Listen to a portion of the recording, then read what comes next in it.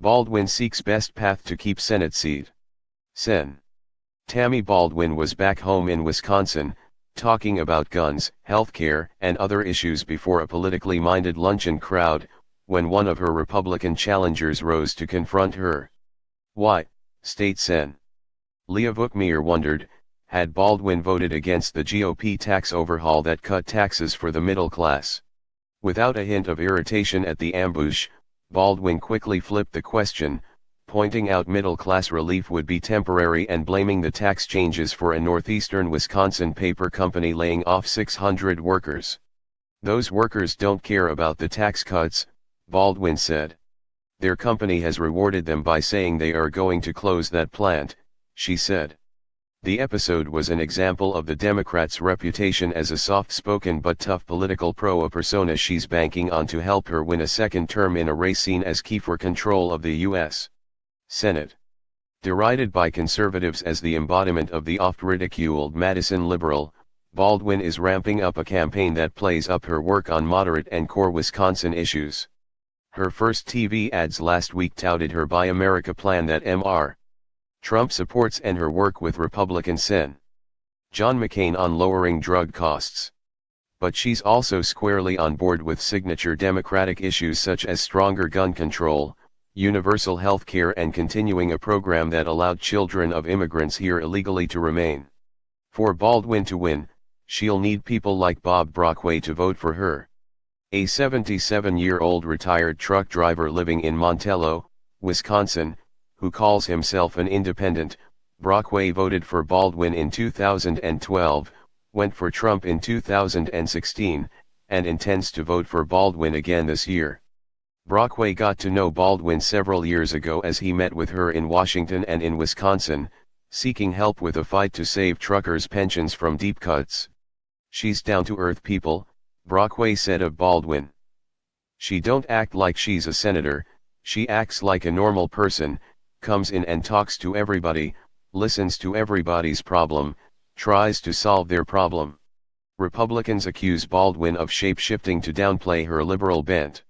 They say she's out of step with voters in a conservative-leaning state on such issues as opposing the GOP's tax cut, and in her support for universal health care. That's the dichotomy she's got to deal with, said Mark Morgan, executive director of the Wisconsin Republican Party. Baldwin, 56, is the Senate's first openly gay member, but she's never made fighting for gay rights a central part of her platform. She was born in Madison and graduated high school as valedictorian before heading east to Smith College. She returned home to Wisconsin and 2 years later, at 24, won her first election to the county board. In 1992 she was elected to the state assembly, one of only a handful of openly gay candidates nationwide that year. She doesn't talk much about that on the campaign trail. But she does like to tell the story of how her grandparents, who raised her, could not buy health insurance for her because of a condition similar to spinal meningitis. Baldwin got better, but she invokes her personal experience often when explaining her support for the Affordable Care Act and universal health care. Initially criticized as slow to respond to a whistleblower complaint over opioid prescriptions at a home for military veterans in Wisconsin, Baldwin has diluted the attacks by working with the family of Jason Simkokoski, a Marine veteran who died of an overdose there in 2014. She sponsored legislation in his name that now requires VA employees prescribing opioids to be better trained and to follow Centers for Disease Control and Prevention guidelines. Money is already flowing against Baldwin.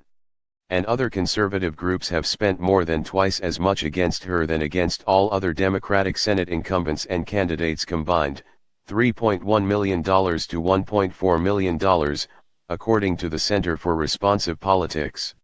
One of her Republican challengers, Kevin Nicholson, has benefited from another $3.1 million spent on his behalf. Emily's List, the group that backs Democratic women who support abortion rights, is ready to push back. President Stephanie Shryack says the group is making Baldwin's re-election a top priority.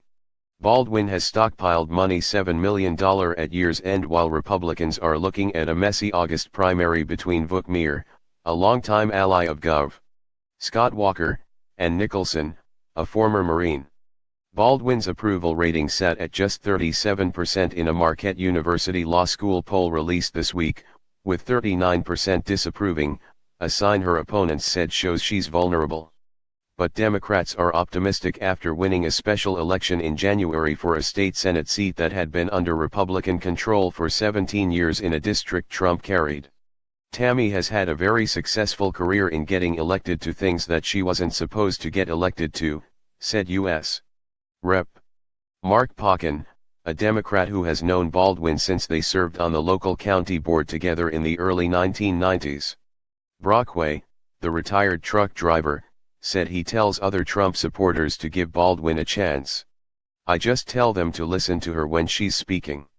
She tells it from the heart, Brockway said. She does what's right for people. Some of these people in Washington, they don't hear us.